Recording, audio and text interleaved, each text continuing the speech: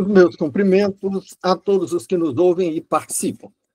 Lembrando que, quando eu digo participam, eu estou aludindo ao fato de que quem manda mensagem, quem formula perguntas, que serão respondidas após a gravação, ou poderão ser respondidas pelo canal, também após a gravação, e quem oferece as suas contribuições, quem fica até o fim, e, sobretudo, quem compartilha, faz com que o programa do computador, da plataforma que nos divulga, passe a publicar mais as nossas lives. Então, já ficam os nossos agradecimentos aos que fazem isso. Bom, vejamos, então, o nosso estudo de hoje, que é a continuidade do estudo do domingo passado, próximo passado, ou seja, o passado mais perto da data de hoje, que é um estudo que o texto que eu fiz e vou mandar depois para as pessoas de quem eu tenho usar, tem o título de A Insegurança da Fé, entre parênteses, o IN do início da palavra insegurança. Por que entre parênteses? Porque a fé é segurança, mas também a fé não exclui algumas inseguranças ocasionais, momentâneas. Não é? Então, é a insegurança da fé. Inclusive, tem um livro muito volumoso e muito bem escrito, e muito rico e substancioso, do Rodrigo Silva, que tem um nome que é quase a mesma coisa desse, que é chamada O Ceticismo da Fé, para lembrar que a fé é uma segurança, mas também ela tem momentos de insegurança, como tivemos a oportunidade de mencionar no domingo passado e voltaremos a fazê-lo hoje. Voltaremos a fazer algumas coisas da primeira parte desse estudo, porque a repetição faz parte de qualquer estudo. Ninguém faz estudo sem repetição.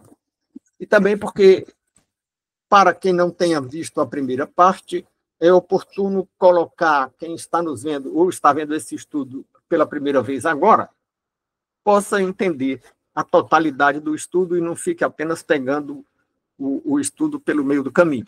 Né?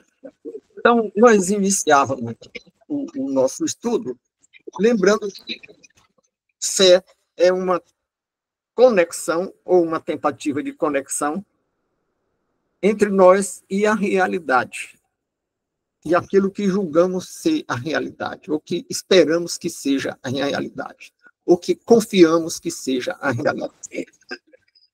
Então, essa consideração acerca da conexão com a realidade se insere no campo dos conhecimentos.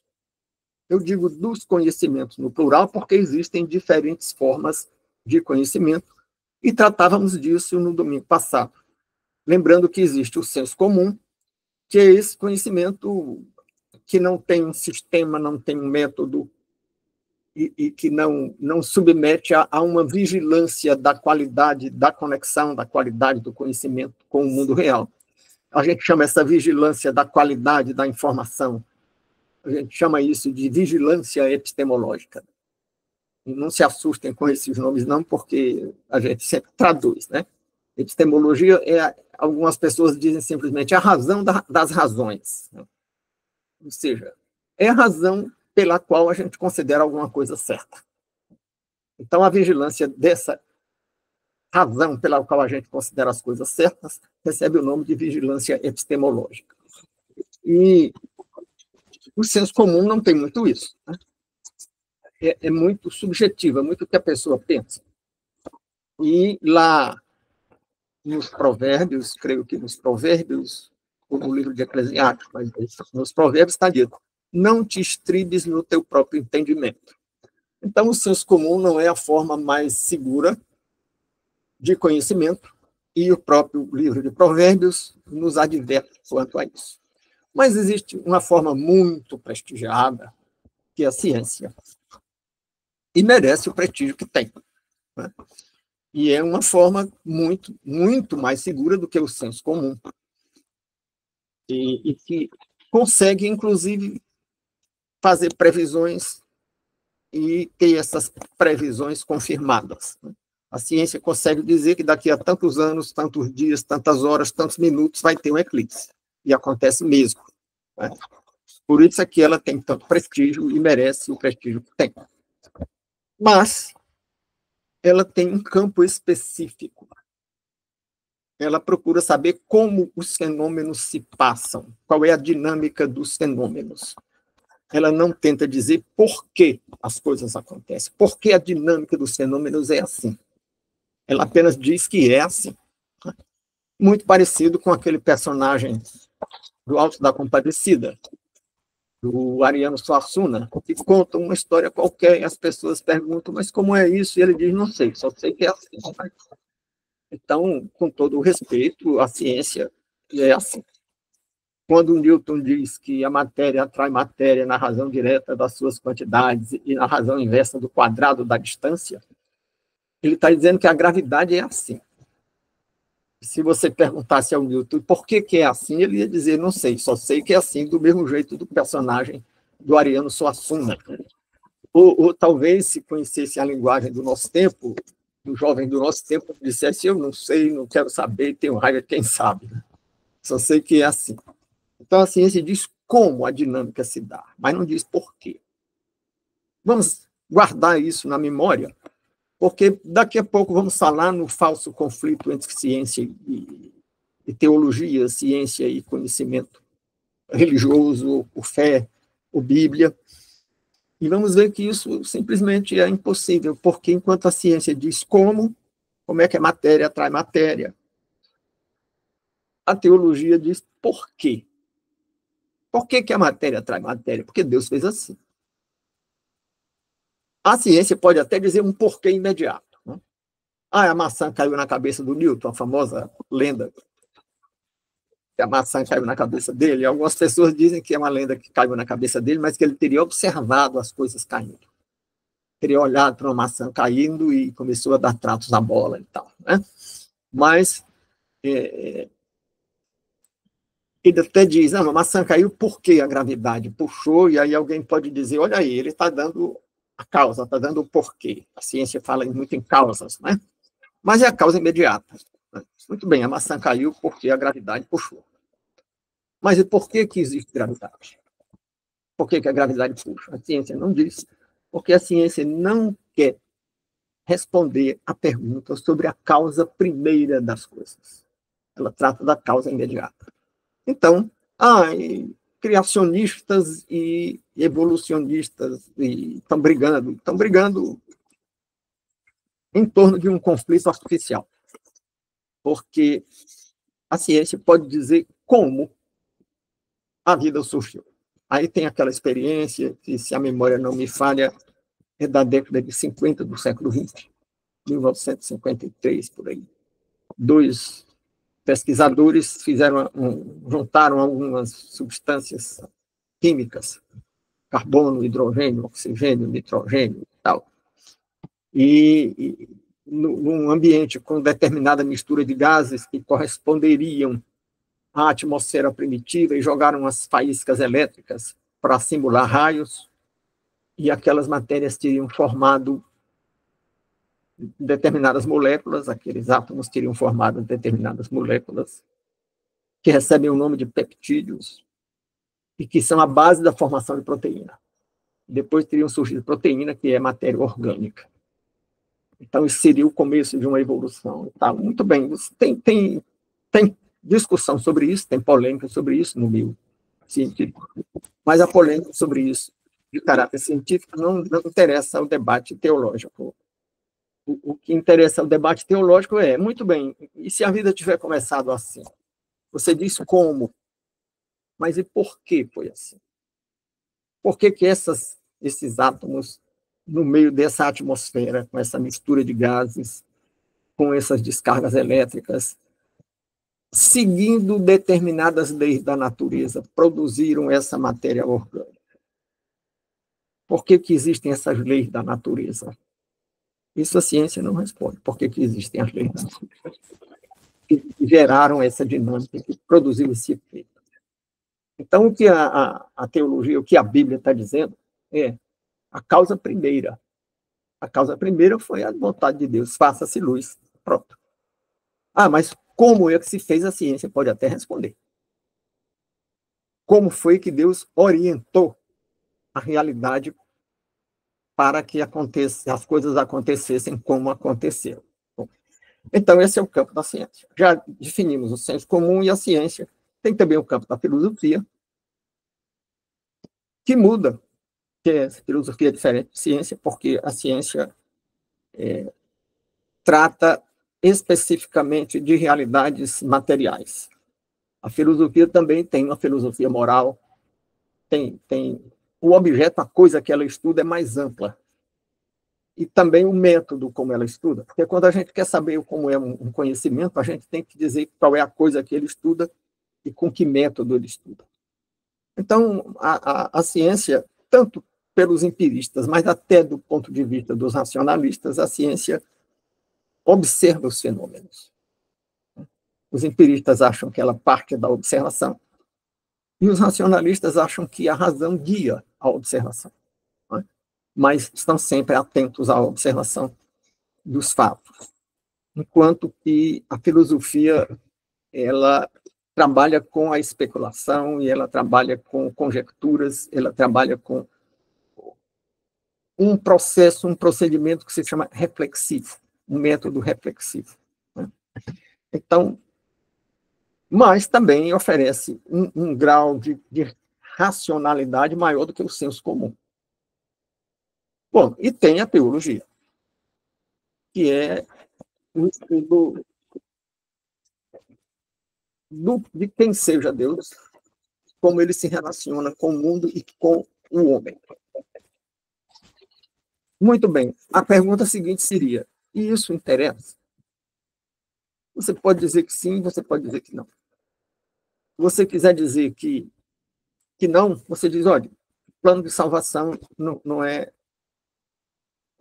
parte do plano de salvação você entender essas coisas. O plano bíblico de salvação é apenas dizer que você tem que aceitar que o Cristo é o Messias, que é aquele carpinteiro lá de Nazaré é o Messias, e que ele veio morrer no nosso lugar para nos salvar. E quem aceitar o senhorio dele na nossa vida, quem aceitar na sua vida o senhorio dele, quem seguir o que ele orientou, estará salvo. Então, quem aceitar que o sacrifício dele te redime. Quando eu digo seguir o que ele orientou, não é dizer que a pessoa tem que fazer obras, é dizendo que a pessoa tem que aceitar. Ah, eu não segui, mas aceito, e, portanto, se aceito e não sigo, sei que estou errado, reconheço que estou errado, e peço perdão por isso e tal, né? Mas isso não tem nada a ver com entender. Isso tem a ver com aceitar. E agora já estamos chegando mais perto do nosso objetivo central, que é entender a fé, né? A fé tem muito mais com aceitação do que com entendimento. Ah, então eu estou separando fé de razão? Não, você pode mostrar que a fé não é algo irracional. Mas também não vamos tentar submeter a fé inteiramente à razão. Até porque a fé incide sobre um campo que foge à experiência. Ela se fundamenta, sobretudo, em fenômenos que fogem à experiência, que fogem à nossa compreensão, e que recebem o nome popular de milagre ou prodígio. Bom, mas poderíamos ainda lembrar que tem outro tipo de conhecimento que está sempre a serviço de alguma forma de poder, para justificar algum discurso. E esse discurso que quer justificar alguma coisa, ele recebe o nome de ideologia num certo sentido que a palavra ideologia pode ser empregada, porque a ideologia também tem outros significados. Não é só esse significado de justificar o poder. Mas, contemporaneamente, quando se fala em ideologia, se fala, sobretudo, tendo em vista esse discurso que tem o propósito de justificar alguma coisa. Bom, então, Vimos que temos, inclusive, citado Efésios 2, né? Lembrando que em Efésios, capítulo 2, no versículo 8, está escrito: porque pela graça sois salvos por meio da fé. Isso não vem de vós, é dom de Deus. Então, estávamos, no domingo passado, começando a delinear um perfil do lugar em que colocamos a fé. Colocamos a fé no sentido em que ela é empregada pela tradição judaico-cristã. A fé pode ser empregada em outros sentidos também, com outros significados, mas os significados que estamos adotando aqui diz que a fé se coloca no centro de uma doutrina de salvação, no centro da tradição judaico-cristã. E é condição sine qua non da tradição judaico-cristã. Nem judaísmo, nem cristianismo podem subsistir sem fé. Agora vamos ver que fé é essa. Então, tínhamos falado alguma coisa na página 2 do texto sobre conflitos afetivos nesse meio. Rapidamente, porque estamos só repassando, né?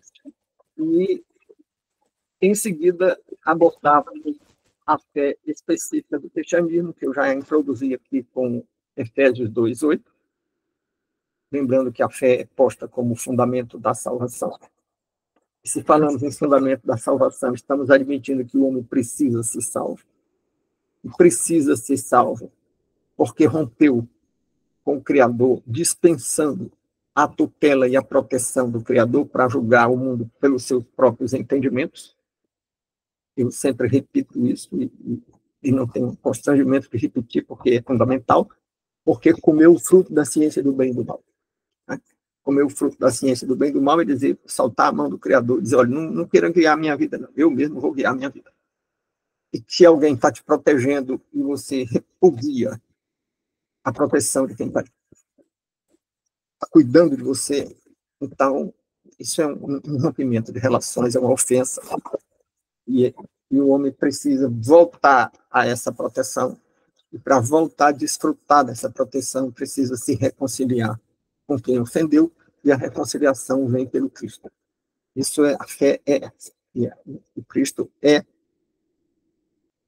capaz e tem aptidão para nos reconciliar com o Criador e nos reconduzir de volta ao abrigo do Criador. Então, essa conexão que a fé nos dá com a realidade, qual é a conexão? A fé nos coloca em conexão com a nossa fragilidade, com a nossa necessidade de um Salvador, com a nossa fragilidade, a nossa incapacidade de fazer juízo do bem e do mal sem meter os pés pelas mãos. Não é? E quais são os fatos alegados? Qual é a expectativa? Porque nós utilizamos o conceito de fé lá de Hebreus 11:1. Está escrito, ora, a fé é o firme fundamento das coisas que se esperam e a prova das coisas que não se... Então, essa é a definição bíblica de fé. E aí, o que é que nós temos nessa definição? Nós temos um fundamento, a fé é um fundamento. Fundamento de quê? Fundamento da nossa convicção, da nossa incapacidade de fazer juízo do bem e do mal. Tanto que uma das palavras, um dos significados da palavra pecado é errar o alvo. Então, fé é um dos fundamentos da convicção de que nós sempre erramos o alvo quando formulamos o juízo do bem e do mal. Mas não é sempre. Então, sejamos conceptivos. Digamos que não é sempre que a gente erra, mas a gente tem uma tendência e uma probabilidade muito alta de errar quando formula juízo do bem e do mal por conta própria. Né? Então, é o fundamento dessa crença. E também é uma expectativa, quando diz, é o fundamento das coisas que se esperam. Então, é uma expectativa. Expectativa de quê? Expectativa de obter essa reconciliação com o Criador e de voltar a desfrutar do abrigo e da proteção do Criador por meio dessa reconciliação que é proporcionada a quem aceita o senhorio do Messias, do Cristo. Então, a expectativa, porque é um fundamento, é uma expectativa, porque fala das coisas que se esperam. E diz também que é a prova das coisas que não se veem. E que prova é essa? De que coisas são essas? Não é uma prova empírica, porque a fé não se baseia na observação empírica. Não é que exclua a observação empírica. Eu diria, não se baseia inteiramente na observação empírica. Nem é um fundamento da baseado na observação empírica com as exigências da vigilância epistemológica, da vigilância da perfeição da razão. Por quê? Porque a gente pode observar coisas prodigiosas, a gente pode observar milagres. Pode. Então, se você está dizendo que, por observar milagre, e muita gente se rendeu à fé depois de observar milagres, seja o milagre que a pessoa observou no outro, seja o milagre da mudança da vida de alguém. Eu conheci uma professora de um curso de psicologia que se converteu porque foi fazer um curso em São Paulo sobre tratamento de dependente de heroína. Naquele tempo, a heroína era a droga mais poderosa que tinha. Não tinha, não tinha cura para dependência da heroína. O que faziam era dar uma droga substituta. E ela, acompanhando o tratamento de pessoas lá em São Paulo, num centro especializado nisso, ela viu algumas pessoas que abandonaram a droga alternativa, abandonaram o tratamento e venceram a heroína. E o fundamento que essas pessoas apresentavam para isso era a conversão, a fé, a oração. E ela se converteu. Depois, quando ela chegou de volta para o curso onde ela ensinava, ela sofreu muitas pressões e recuou.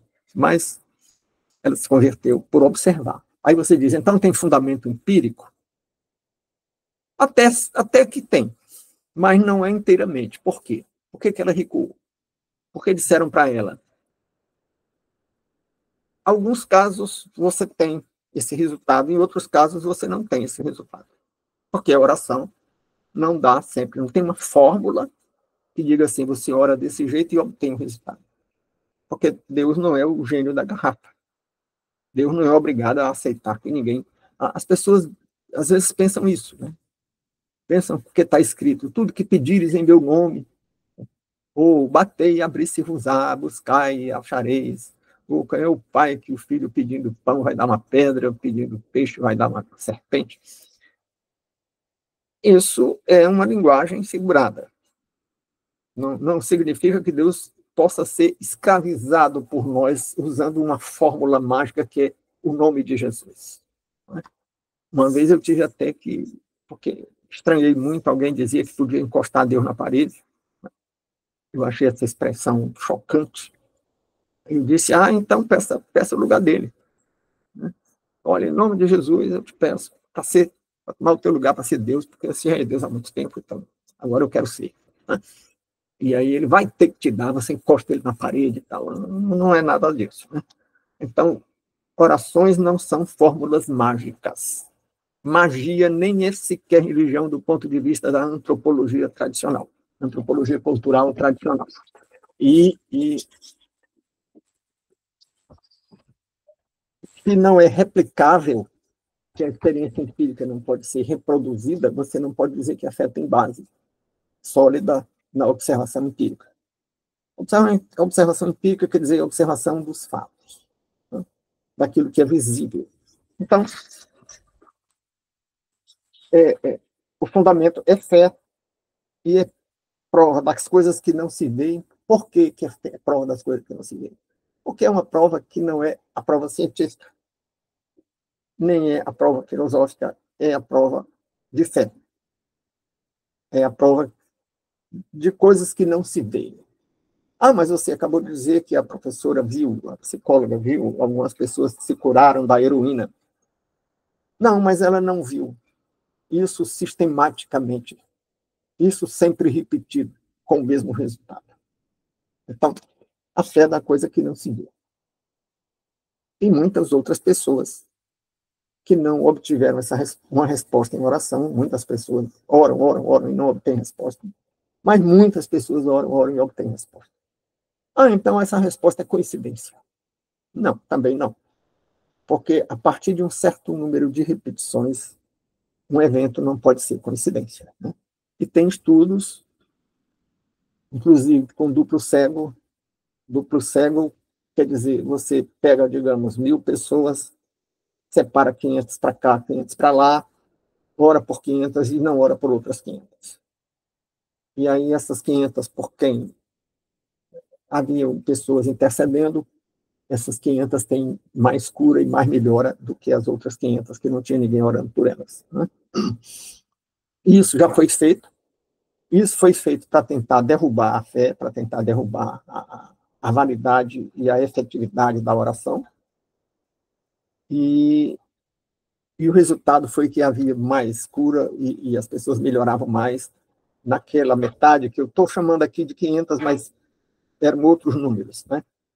Aquela metade por quem havia intercessão. Então, voltamos a dizer que a fé não é a expectativa das coisas que não se veem, porque isso aí a gente viu que a intercessão deu resultado. E eu volto a dizer, mas isso não é repetido. Da próxima vez que você fizer uma coisa dessa, não quer dizer que vai acontecer de novo. E também você não sabe se tinha alguém orando pelo outro grupo. Você não controla os fatores da experiência. Né? Então, isso sugere, mas não prova. Isso só é prova no campo da fé, não é prova no campo científico. Né? Até porque isso aí entraria no como curar as pessoas. Né? E a tradição judaico-cristã e religião em geral não pretende dizer como as coisas acontecem, pretende dizer por quê. Fórmulas são próprias da magia. Então, você mistura lá asa de morcego com dente de rato, com não sei o que e tal, e acontece tal coisa. Isso é magia. Né? Então, fé não tem relação com magia. Então, a expectativa das coisas que não se veem. Bom, tínhamos visto isso e tínhamos visto que a fé é uma conexão com fenômenos naturais e sobrenaturais. Fenômenos naturais por quê? Porque as respostas às orações não são só no campo sobrenatural. Também elas ocorrem no campo natural. Quando alguém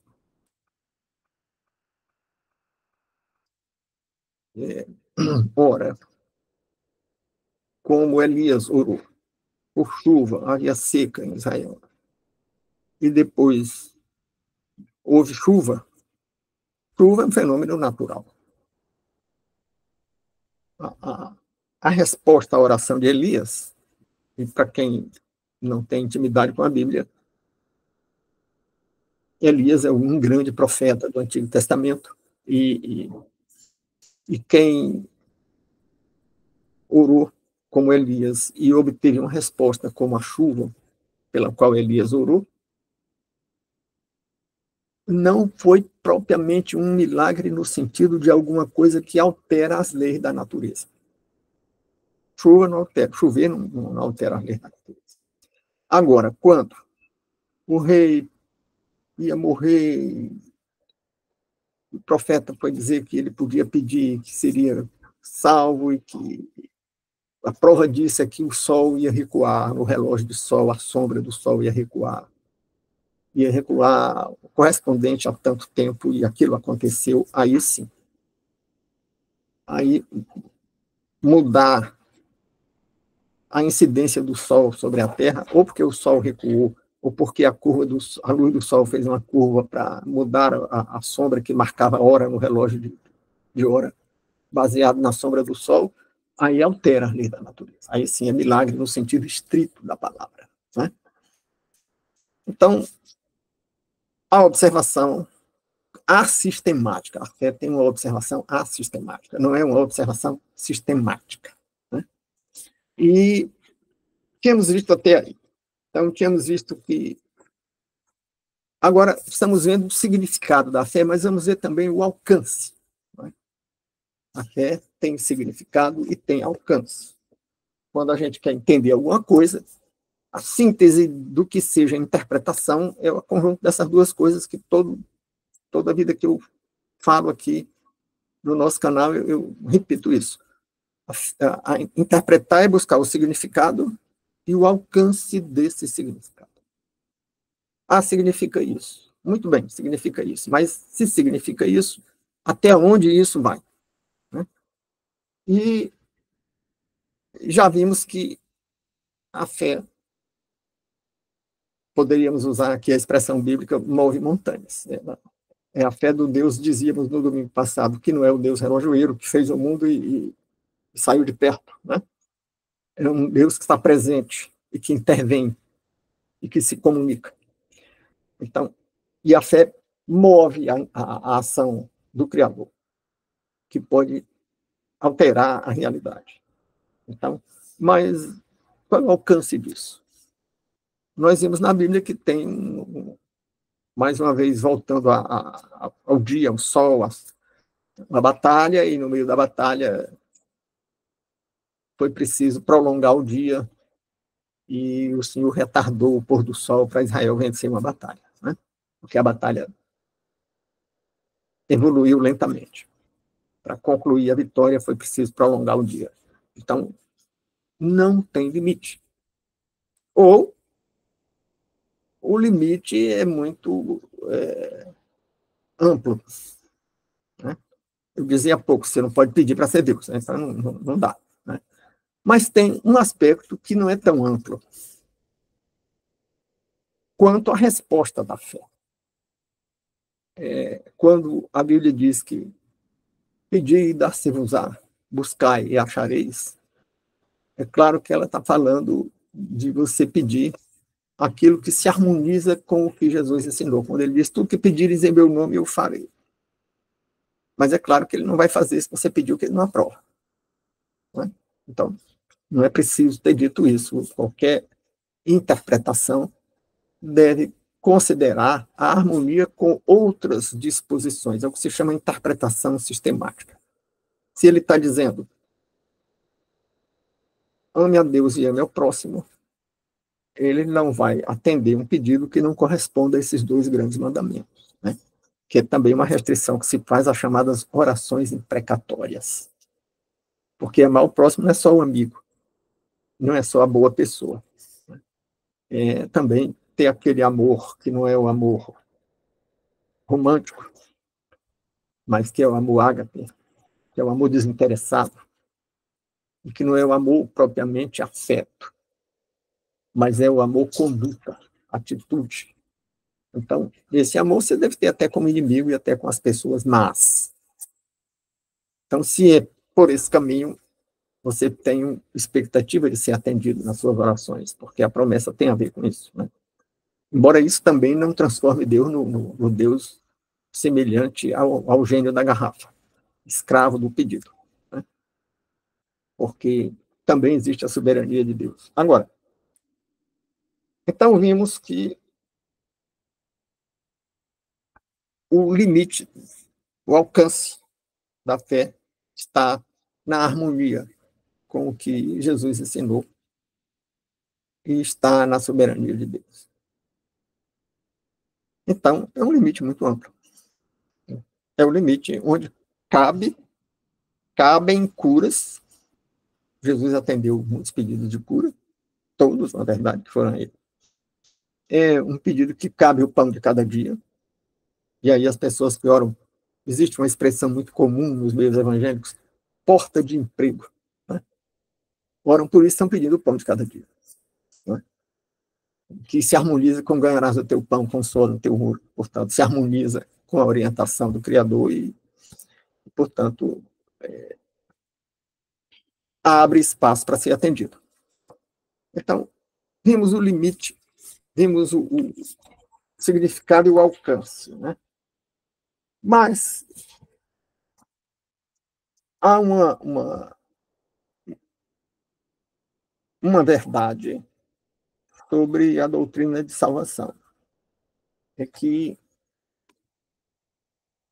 nós citávamos já no domingo passado Efésios, que diz que a salvação não vem pelas obras, para que ninguém se glorie, mas a salvação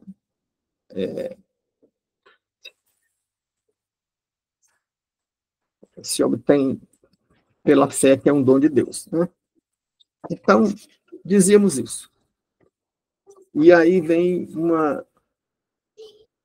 uma área de debate em que as pessoas dizem, então basta crer em Deus, e algumas pessoas dizem, eu creio em Deus, então estou salvo. Bem, se crê. Então, nós citávamos Tiago 2,19, que diz, tu crês que há um só Deus? Fazes bem. Os demônios também creem e estremecem. Então, qual é mesmo? Agora voltamos ao significado. Falávamos no significado e falamos no alcance, significado da fé, alcance da fé. Voltemos ao significado. Qual é o significado da crença em Cristo? Crença essa salvadora. É só dizer, eu acredito. Quando Jesus chegava perto de um endemoniado, ele dizia, tu és o Filho de Deus, não é hora ainda de punir. Né? Então, eles criam. Aliás, não era propriamente crença, eles sabiam. Né? Mas muitas pessoas creem. Mas que tipo de crença? Creem que ele é o Messias? A apologética, que é a defesa da fé, a apologética muitas vezes se encaminha pelo campo da razão, para alcançar pessoas que acham que a fé é uma questão de ignorante e tal. Então, existiu primeiro uma argumentação lá da chamada patrística, e agora já estamos começando uma parte que não tínhamos tratado no domingo anterior, no campo da patrística, que foi uma corrente filosófico-teológica dos chamados pais da fé, que eu já disse que, pessoalmente, não penso que eles fossem os pais da fé, ou pais da igreja, porque eu acho que os pais da fé, ou pais da igreja, é o Cristo, o pai da igreja. Né? Eles foram grandes teólogos, grandes pensadores, e não foram infalíveis, como ninguém na Bíblia foi infalível, só o Cristo. Né? Então, eles foram buscar argumentos na filosofia grega, e deram as mãos ao platonismo, mais especificamente ao neoplatonismo, que é uma corrente filosófica. Quem fala em Platão, em platonismo, o neoplatonismo fala em Platão, e fala numa concepção de que existe uma realidade sensível. Sensível quer dizer que pode ser conectada ou captada pela visão, pelo olfato, pela audição, pelo tato, pelos sentidos, né? Pela gustação, pelo paladar, que nós chamaríamos de realidade empírica, né? Que pode ser, de algum modo, alcançada ou percebida pelos sentidos. Mas Platão também falava numa realidade suprassensível, que os sentidos não alcançam. E aí ele falava na estética, e aí ele falava na moral, e ele falava naquelas coisas que a gente não pega, não ouve, não cheira, não vê. Então, ele foi usado como fundamento para o cristianismo, porque dizia, nós falamos de um Deus que é suprassensível. Nós falamos de uma crença que é suprassensível. Porque o Deus, ou a fé, ou a crença, ou a doutrina de salvação não são do mundo sensível. E usaram essa corrente platônica. E aí, nos primeiros séculos, sobretudo no século IV, né? Primeiros, não quer dizer logo o primeiro século, mas começa um namoro com a filosofia um pouco antes do século IV, mas ele atinge o seu apogeu no século IV. Século IV quer dizer ano 301 ao ano 400. E aí é que está Agostinho de Hipona, que é um dos tais pais da igreja, mas que eu diria que é um grande teólogo que deu uma grande contribuição. Bom, mas isso gerou problemas. Todo caminho, toda doutrina gera problemas, porque as pessoas levantam questões e desviam, tal. E isso feneceu. Isso saiu da moda, vamos dizer assim. Né? Embora as contribuições tivessem muita coisa válida nessas contribuições, mas teve alguns tropeços aí. O próprio Agostinho se contaminou um pouco com o maniqueísmo, pelo menos durante as primeiras reflexões dele, durante o primeiro momento dele como pensador. E o maniqueísmo era dividir tudo em bem e o mal. Né? E isso traz problemas no campo da filosofia. Então, mais séculos mais tarde, aí do século IV até o século IX não teve isso, né? Isso saiu da moda. Mas lá no século IX, no século X, ou melhor, no século X, XI, né? Que é ano 901 a 1000 e no ano 1001 a 1100, começa de novo o apelo à filosofia e à razão, à fé. Eles vão beber na filosofia grega porque estão procurando fundamento racional para a fé cristã. E aí, só que agora não vão mais para o platonismo. Né? Agora eles vão atrás do pensamento de Aristóteles. Né? Principalmente, aí começa no século X, XI, por aí, mas atinge o apogeu no século XIII. O século XIII é 1201 a 1300. E por quê? Porque é quando as cópias de Aristóteles, traduzidas para o árabe, chegam na Europa. Porque a maior parte dos escritos do Aristóteles tinha se perdido. A maior parte deles foram salvos pelas cópias dos árabes. E aí um filósofo árabe foi divulgado na Europa com Aristóteles e trouxe Aristóteles para a Europa. E aí os filósofos cristãos, ou que se pretendiam cristãos ligados ao cristianismo histórico, com todos os desvios que o cristianismo histórico sempre teve, em relação ao cristianismo revelado, o histórico sempre tem desvios. Mas aí surgem grandes nomes, inclusive um grande nome que foi Alberto Magno, que estabeleceu um discurso muito sólido sobre a relação entre fé e razão. Algumas pessoas dizem fé e ciência, não é bem assim, porque a ciência, propriamente, no sentido estrito, vai aparecer na Revolução Científica, no Renascimento e, sobretudo, no século XVII, em Galileu e Newton, século XVI para XVII, por aí. Mas eu prefiro dizer razão, né? Que era, sobretudo, no campo da filosofia. E aí, o que eles escolheram de Aristóteles? Foi, sobretudo, o argumento cosmológico, a favor da existência de Deus. Ah, mas Aristóteles não conhecia Deus. Não conhecia Deus de Abraão, de Isaac e Jacó, da tradição judaico-cristã. Mas chegou à conclusão de que havia necessidade de Deus. Chegou à conclusão de que não tem efeito sem causa, que tudo tem um começo e que você voltando na causa das coisas todas, né?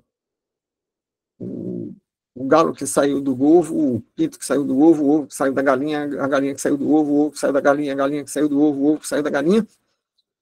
Você, claro, pode passar por outras espécies se você tomar o caminho do evolucionismo, a galinha que saiu de outro bicho, de outra espécie, e que saiu de outra, até a síntese de peptídeo, de proteína na atmosfera primitiva.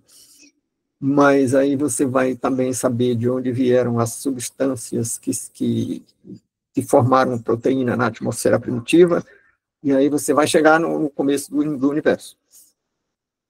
E se teve um começo, teve um criador. Né? E aí os gregos disseram que o Aristóteles disse que esse criador era o motor primeiro ou motor imóvel, eu já expliquei que imóvel não era porque não se mexa. Imóvel porque não muda na sua essência. Né? Não é a semente que depois vira árvore, porque ele não tem para onde evoluir, porque ele já é tudo, já tem todas as potências. Então era imóvel. Né? E era o motor primeiro. Motor porque movia tudo. Porque fez o movimento de todas essas mudanças do ovo em galinha, da semente em árvore e tal. Né? Só que o Aristóteles entendeu que teria essa origem, mas não pensou, não chegou à conclusão que essa origem se comunica, se revela, e é uma pessoa, tem personalidade. O motor do Aristóteles não tinha personalidade. O Deus da tradição judaico-cristã é uma pessoa, tem personalidade e se comunica. Então, o Deus do Aristóteles servia muito bem ao deísmo condelidado, mas não servia ao teísmo com T de trem.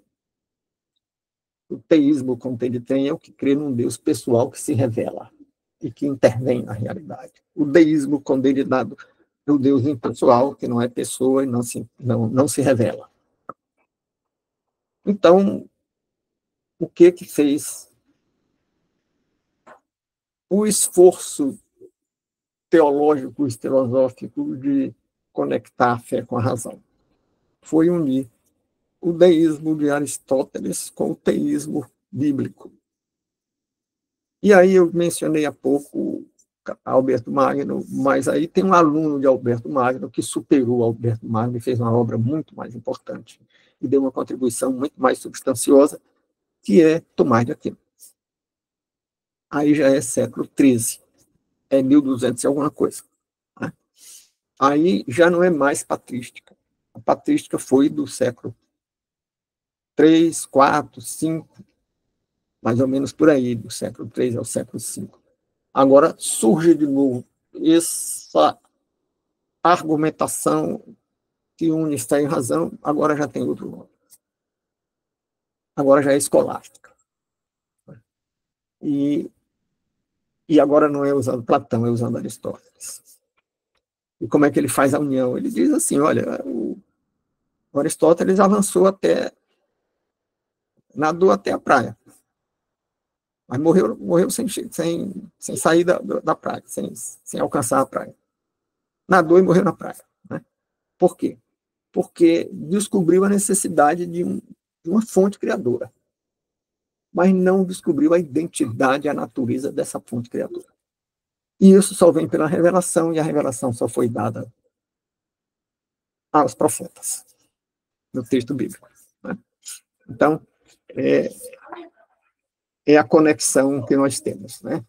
E aí nós estamos diante da segurança da fé, porque é uma segurança lógica, a segurança do argumento cosmológico, da necessidade de Deus. E a enorme literatura que tem no campo da apologética trata de outros argumentos, não é só o cosmológico. O cosmológico é esse, da origem do cosmos termo. Durante muito tempo, os agnósticos e ateus diziam que não, o universo sempre existiu. Olha, se você acha que o teu Deus sempre existiu, o diagnóstico dizia, pois eu acho que o universo é que sempre existiu, não precisou de criador. Mas, modernamente ou contemporaneamente, a física está dizendo que o universo teve começo. Teve começo, sim. E se teve começo, ou com o Big Bang, ou com outro, ou através de outro caminho, esse começo significa que tudo que tem um começo tem alguém que deu origem, tem alguma coisa que deu origem. Né? E aí já te leva, pelo menos, até a porta do deísmo condelidado. Agora, os outros argumentos da apologética, que aproveitam essa razão, essa lógica que te levou até a porta do deísmo, que é o deísmo, e daí tenta te levar para o teísmo, diz assim, olha, não tem só um argumento cosmológico, não. Tem um argumento moral. Porque se não tiver um criador que expõe a ordem no universo, aí por que dizer que o bem é bom? Por que dizer que o mal é mal? Por que o mal com ele é mal com o outro? Não é? Até alguns ateus dizem isso também, né? Sem perceber que estão abrindo a porta para uma apologética do chamado argumento moral. O próprio Sartre, que é um dos grandes nomes de uma corrente filosófica chamada existencialismo, né, que diz que a existência precede a essência, né, que é existencialismo numa síntese.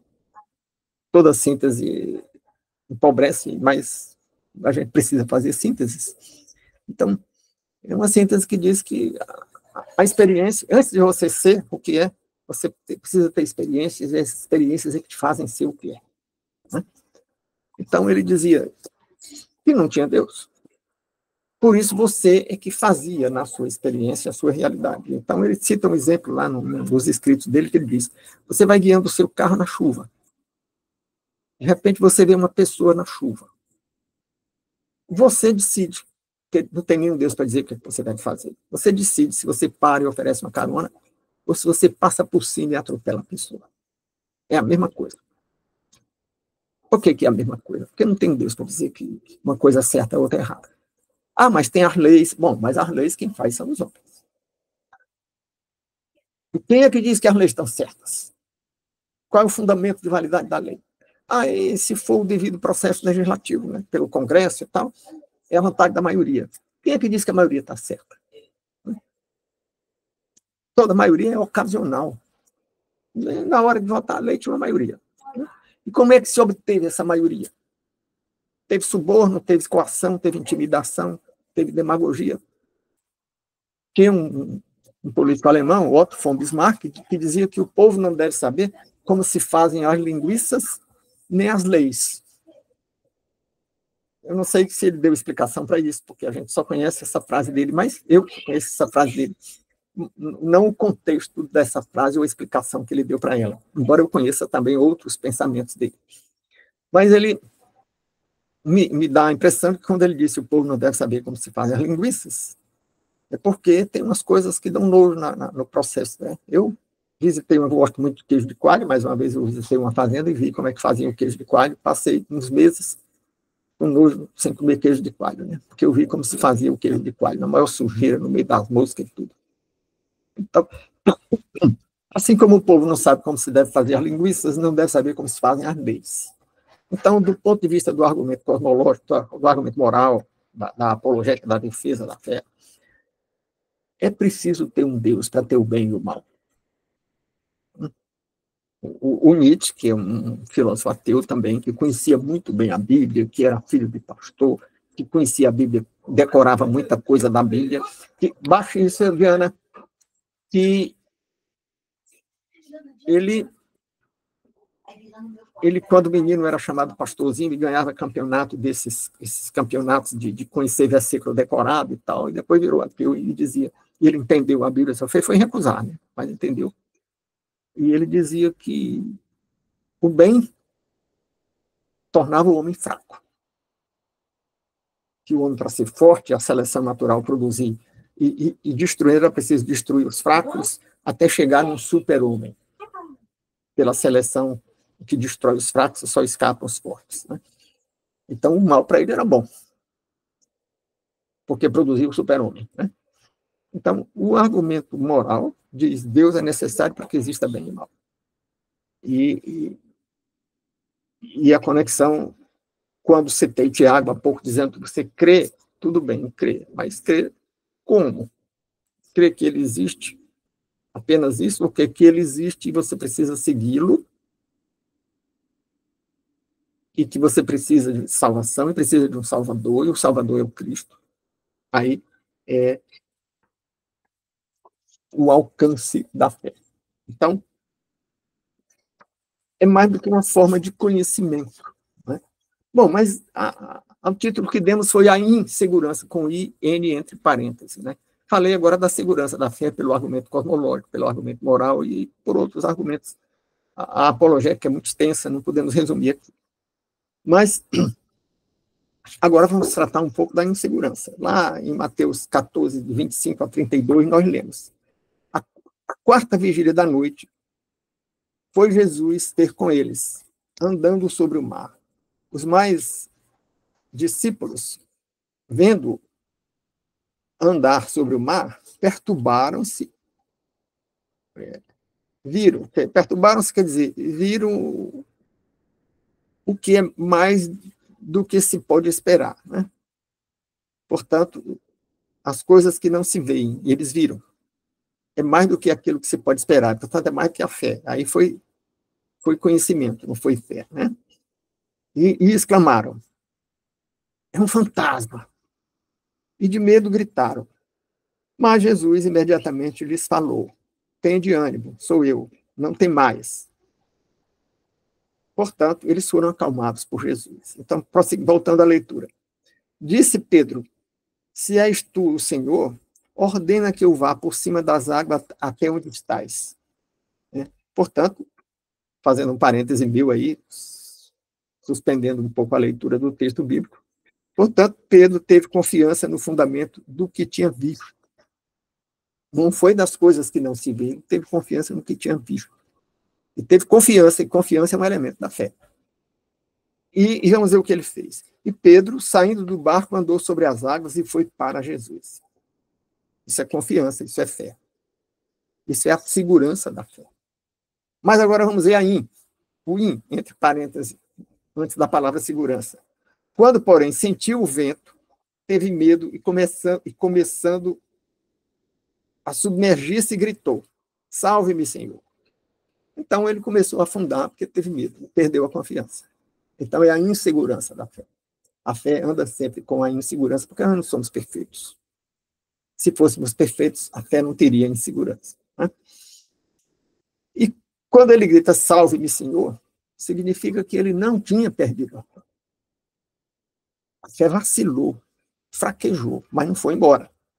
Se fosse embora, ele não ia pedir socorro a alguém que ele não estava confiando mais nele. Né? Então ele pediu socorro porque a fé persistiu, ou seja, a insegurança é inevitável porque somos imperfeitos. Mas a insegurança não afasta a fé. A fé é segura e é insegura. É segura porque ele foi andar sobre as águas, teve segurança. E é segura até quando ele duvidou e começou a afundar, porque ele pediu socorro àquele em quem ele confiava pela fé. Né? No mesmo instante, Jesus estendeu a mão, segurou e disse-lhe, por que duvidaste, homem de pouca fé? Entrando ambos do barco, cessou o vento. Bom, então vimos a segurança e a insegurança da fé, e o nosso objetivo era estabelecer a convivência entre a segurança e a insegurança na fé. Então, tem também um outro conceito do que seja fé, que fala de uma paz que excede todo o entendimento. Aí é a segurança que está essa paz. Né? Aí era Paulo preso, esperando ser degolado e vivendo numa paz que impressionou os carcereiros, impressionou a guarda pretoriana. Né? Por quê? Porque estava em paz enquanto esperava ser executado. Né? E também me ocorreu ver João 16:33, né? Eu vos tenho falado dessas coisas para que tenhais paz em mim. No mundo tereis tribulações, mas tende bom ânimo, eu venci o mundo. Ou seja, Cristo precisou nos preparar para as tribulações. Mas, quando ele fala em tribulação e recomenda bom ânimo, como ele recomendou lá quando andou sobre as águas, no trecho que lemos há pouco, ele estava nos preparando para as vacilações da nossa fé. Então, não se sinta fraco porque se sua fé vacilar em algum momento. Isso é próprio de quem não é perfeito. Né? E temos em Filipenses 4:7. A paz de Deus, que excede todo o entendimento, guardará os vossos corações e os vossos pensamentos em Cristo. Ou seja, uma das dádivas da fé é alcançar uma paz que excede todo o entendimento. Agora, eu queria inserir um ponto que me lembra uma pergunta que eu ouvi em sala de aula há muitos anos e mais recentemente eu ouvi alguém endereçar essa pergunta a um pregador. E que é uma pergunta muito ingênua de quem não conhece nem Bíblia, nem método de análise de texto, que pergunta, e você disse que a Bíblia é a verdade, mas por que que tem 1001 interpretações diferentes? Quem faz essa pergunta revela que desconhece tudo em matéria de interpretação, porque todo texto sofre isso. Qual é o grande autor que tem uma grande obra que não tenha 1000 interpretações diferentes? Freud só tem uma interpretação? Não. Tem uma briga enorme entre os freudianos. Entre os freudianos. Sem falar daqueles que recusam Freud. Aí Marx, que foi o pensador que dominou o século XX, para o bem ou para o mal, não vou entrar no mérito da questão, mas dominou os meios intelectuais no século XX.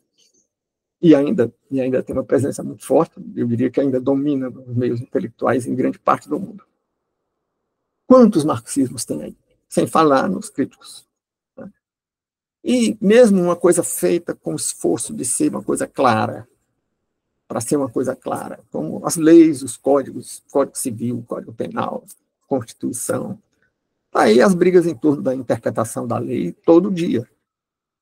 Então, todo texto é passivo de interpretações múltiplas. O que pode ter uma interpretação unívoca é uma coisinha bem miudinha. Eu costumo dizer uma regra que diz assim, velocidade máxima 60 km. Mas ainda tem briga.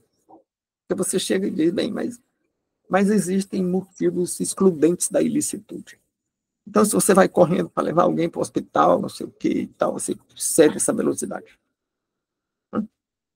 Ou se você vem fugindo de uma perseguição de um assaltante, tá, você cede essa velocidade.